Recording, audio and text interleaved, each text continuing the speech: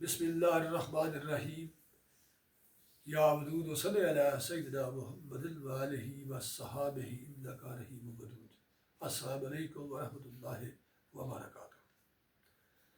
1968-69 کی بات ہے کہ ڈیرہ پاک پر ایک روز قرآن پاک کی تفاسیر میں اختلاف کا ذکر چھڑ گیا۔ حضرت فضل شاہ صاحب قطب دو عالم المعروف نور والے، آپ نے اس کی یہ وجہ بتائی کہ اکثر مفسرین نے اکرام نے روایات کے سہارے اور ان کی روشنی میں قرآن پاک کی تفسیر کی ہے۔ اگر سیاق و سباق اور قرآن عزیز میں مدرج دعویٰ و ثبوت کو مد نظر رکھا جاتا تو اختلافات رونما نہ ہوتے۔ اگر آج بھی اس انداز سے تفسیر کی جائے تو اختلاف کی بیح کنی ہو سکتی ہے۔ قرآن مجید کی تفسیر لکھانے کے لیے استدعا کی گئی تاکہ مسلمانوں میں اتفاق کے اختلاف مٹے اور مرکزیت قائم ہو، تو آپ نے اس عظیم کام کی ذمہ داری قبول کر لی۔ آپ کے ارشادات کے مطابق امی وہ نہیں جو ناخواندہ ہو، بلکہ وہ ہے جو بظاہر علم کسب نہ پڑا ہوا ہو لیکن بحر علم الہی کا شناور و غواص ہو۔ بزرگ حدیث فرماتے ہیں امی علوم کا وہ معدن اور مرکز ہے جہاں سے ساری کائنات کے علوم کے سرچشمے پھوٹے اور جاری و ساری ہو۔ اللہ تعالیٰ امی کا استاد اللہ تعالیٰ کی ذات ہوتی ہے۔ امی جو پاک ہو وہ امی ہوتا ہے، امی سے امی بنتا ہے۔ یہ مقام و مرتبہ محبوب خدا صلی اللہ علیہ وآلہ وسلم کے عشق و محبت سے نصیب ہوتا ہے۔ حضرت مخدومانہ رحمۃ اللہ تعالیٰ علیہ بھی امی تھے۔ جید علماء اور ماہرین علم و قرآن و حدیث آپ کی محفل میں طفل مکتب نظر آتے تھے۔ آپ نے نماز تہجد کے بعد تفسیر پاک لکھوانا شروع کی۔ اول متعلقہ آیات مبارکہ ایسا ترجمہ بیان فرماتے جو اصل عبارت کے قریب ترین ہوتا تھا، اور فرماتے تھے جو قرآن پاک کے الفاظ اردو میں مستعمل اور ان کے معنی و مطالب واضح ہے، ان کو منوان ضبط تحریر میں لانا چاہیے، کیونکہ علیم مطلق نے جو قرآن پاک میں الفاظ بیان کیے ہیں، استعمال فرمائے ہیں، ان سے بہتر اور کوئی لفظ نہیں ہو سکتا۔ آیات مبارک تفسیر کے بارے میں فرماتے تھے کہ اس میں ہماری اپنی کوئی زیر زبر پیش تک نہیں، سب الہامی ہے، وہمی ہے، الوحی ہے۔ اکثر بیشتر پوری آیات کی تفسیر پاک آنکھوں کے سامنے آ جاتی ہے اور پڑھ کر لکھا دیتے ہیں۔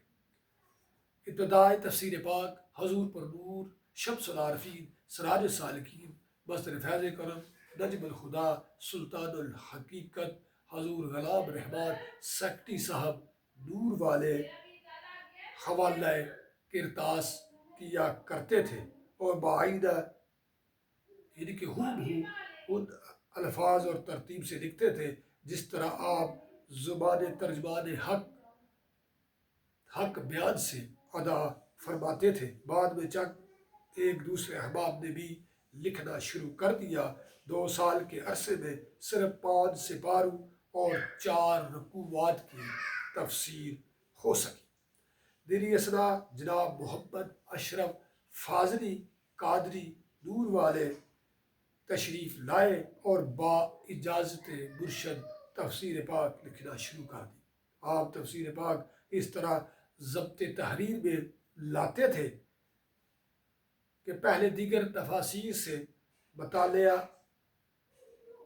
متعلقہ آیات کی تفسیر کا مطالعہ کرتے تھے، جب آپ تو پھر حضرت قطب دو عالم رحمۃ اللہ تعالیٰ علیہ کے بیان کردہ مفہوم کی روشنی میں محاورہ رقم کرتے تھے۔ جب آپ حضور پنور رحمۃ اللہ تعالیٰ علیہ بستر وصال الہی میں پر دراز ہوئے تو صرف پارہ اب کی تفسیر لکھوانا باقی تھی۔ عرض کیا گیا حضور ابھی تو تفسیر پاک کا خاصا کام باقی ہے اور آپ نے دائمی رخصت کی خبر سنا دی ہے۔ اگر بعد میں کوئی سخت مقام پیش آیا اور رہنمائی کی ضرورت محسوس ہوئی تو حضور نے فرمایا اللہ کے فضل سے ایسا کوئی مقام پیش نہیں آئے گا، اگر کوئی ہے تو ابھی دریافت کر لو۔ اگر آئندہ کوئی دشواری پیش آئی تو اس گھاٹی کو آسان بنانا ہمارا ذمہ ہے۔ حضور بنور حضرت غلام رحمان سکتی صاحب قلندر اعظم نور والے، آپ نے جو تفاسیر خوب جو آپ بیان فرماتے تھے لکھی ہے، وہ ابھی تک کتابی شکل میں مرتب و مدون نہیں ہوئی۔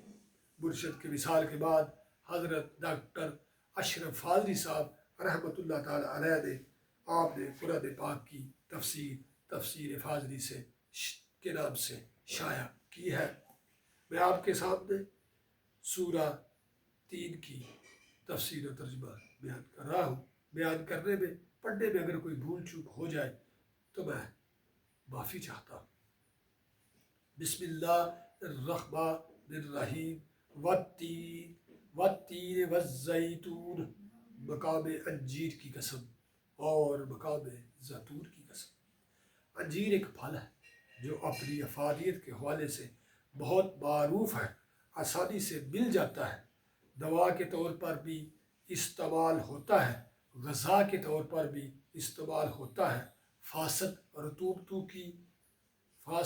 رطوبتوں کو جسم سے خارج کرنے میں مدد دیتا ہے، نظام ہضم کی اصلاح میں مدد دیتا ہے۔ زیتون بھی ایک مبارک پھل ہے، اس کا تیل بے بدل نعمت ہے جو ہر عمر میں استعمال ہو سکتا ہے۔ دوران خون کو ٹھیک کرنے کے لیے اور ٹھیک رکھنے کے لیے یہ بہت بڑی نعمت ہے۔ جن مقامات پر یہ پھل کثرت سے پائے جاتے ہیں ان کی قسم کھائی گئی ہے کہ ضرورت زندگی کے حوالے سے علیم مطلق کا اہتمام انسان کی نظر میں آئے۔ وطور سینین، اور طور سینین کی قسم، یہ طور سینہ ہے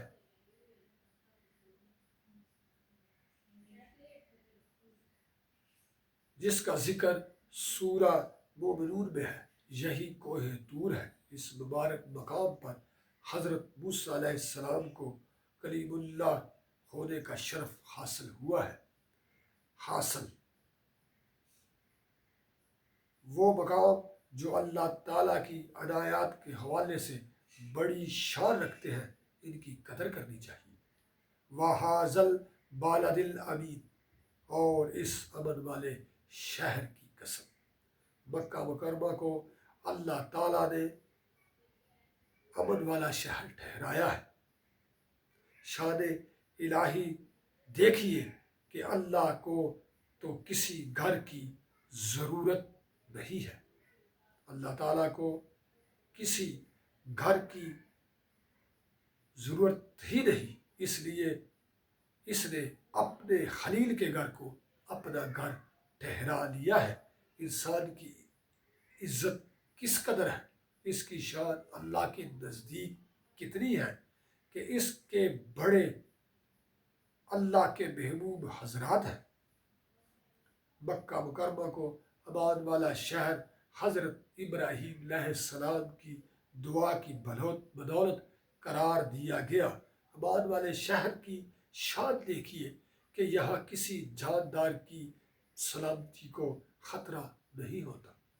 حاصل، امن والے شہر میں کسی جاندار کی سلامتی کو خطرہ نہیں ہوتا۔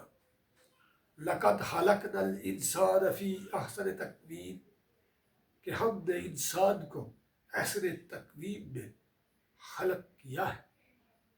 انسان کے احسن تقویم میں خلق ہونے کی شہادت مذکورہ قسم میں موجود ہے۔ انسان اللہ کا محبوب ہونے کی اہلیت رکھتا ہے۔ یہ مقام ابدیت پر رہے تو ساری کائنات اس کی طالب ہے۔ احسن تقویم میں خلق ہونا اس بات کا ثبوت ہے کہ اس میں کبھی کسی اضافے یا ترمیم کا مقام نہیں آئے گا۔ تعلق با اللہ کے حوالے سے انسان کے اندر جو کچھ ہونا چاہیے وہ اللہ تعالیٰ کی طرف سے رکھا گیا ہے۔ حاصل اللہ تعالیٰ نے انسان کے احسن تقویم میں خلق ہونے کی سند نازل فرمائی ہے، اس لیے اس کی ساخت کو قطعاً درست رکھنا لازم ہے۔ ثم رددنہ اسفل سافلین، پھر اسے اسفل سافلین کی طرف پھیر دیا۔ انسان کو بہترین ساخت پر خلق فرمانے کے ساتھ اپنی خواہشات کی پیروی کرنے کی توفیق بھی دی گئی ہے۔ اگر وہ اللہ تعالیٰ کی طرف سے آئی ہوئی ہدایت کی قدر نہ کرے تو پھر وہ خلاف حق کرنے سے رک نہیں سکتا، تب وہ انتہائی پستی کی طرف بڑھ جاتا ہے۔ حاصل حدود اللہ سے تجاوز انسان کو انتہائی پستی میں گرا دیتا ہے۔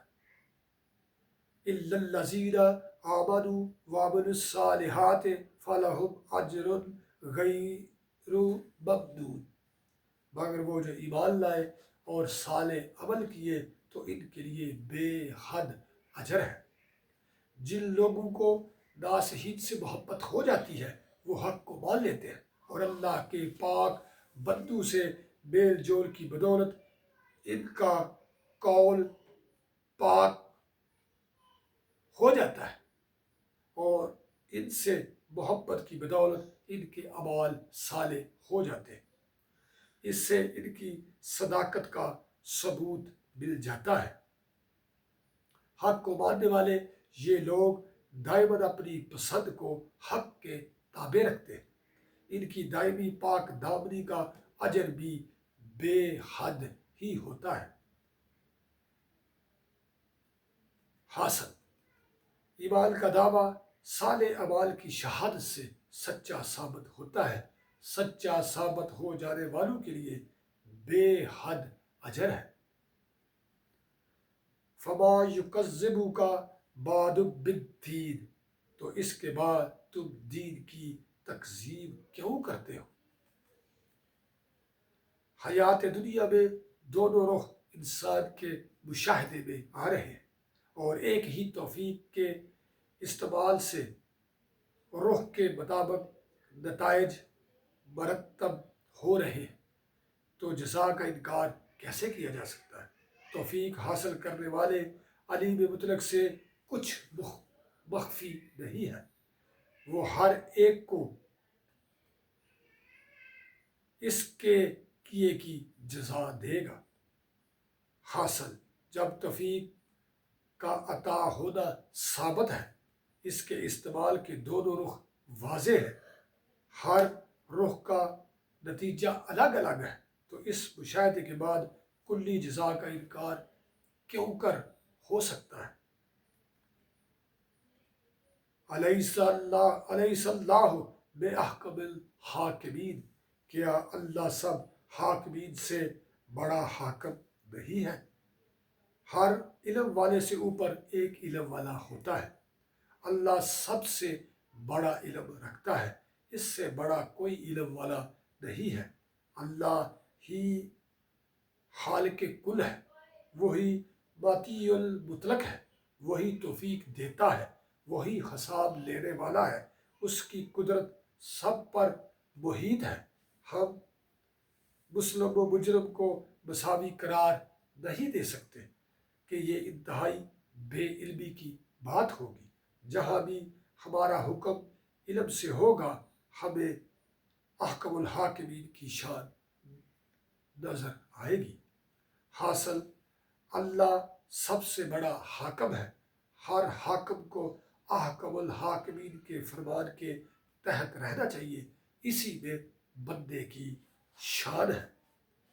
اللہ تعالیٰ نے سورہ سبا میں ارشاد فرمایا ہے، فرما دیجئے ہمارا رب سب کو جمع کرے گا، پھر حق کے ساتھ ہمارے مابین فیصلہ فرما دے گا، وہی فیصلہ کرنے والا علم والا ہے۔ اللہ تعالیٰ ہمیں آسانیاں عطا فرمائے، اور آسانیاں تقسیم کرنے کا شرف عطا فرمائے، اور اللہ تعالیٰ ہمیں بزرگان دین کی صفات کو اپنانے اور مزین کرنے کا شرف اور علم اور مرتبہ اور مقام اور شان عطا فرمائے۔ بزرگان دین کی دعا برکت کے ساتھ نور والے نور والے نور والے